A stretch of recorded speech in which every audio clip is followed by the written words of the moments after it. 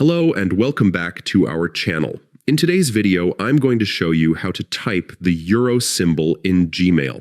This is especially useful if you're writing emails that involve pricing, invoices, or anything related to European currency. Many people struggle with finding the euro sign on their keyboard, especially on Windows devices where the shortcut keys don't always work depending on the layout.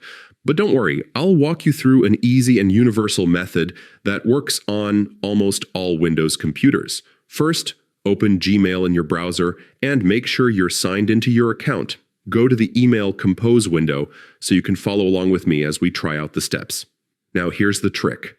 On your keyboard, press the Windows key along with the period key. That's Windows plus dot.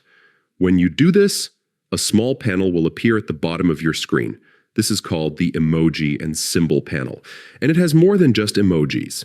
You can also access punctuation, math symbols, and even currency signs. Once the panel opens, look toward the top where you'll see different tabs. Select the one with the omega symbol, which is the special symbols section. Inside this menu, you'll find categories like punctuation, math, and currency. Click on the currency section, and here you'll see all common currency signs, such as the dollar, pound, yen, and of course the euro. Click on the euro sign, and it will instantly be inserted into your Gmail draft. You don't need to memorize complicated codes or worry about your keyboard layout. It's quick, simple, and works across any app on Windows, not just Gmail. If you frequently send emails with the euro sign, this method will save you time and frustration. Instead of searching online to copy and paste the symbol every time, you can access it in just 2 key presses. And that's it.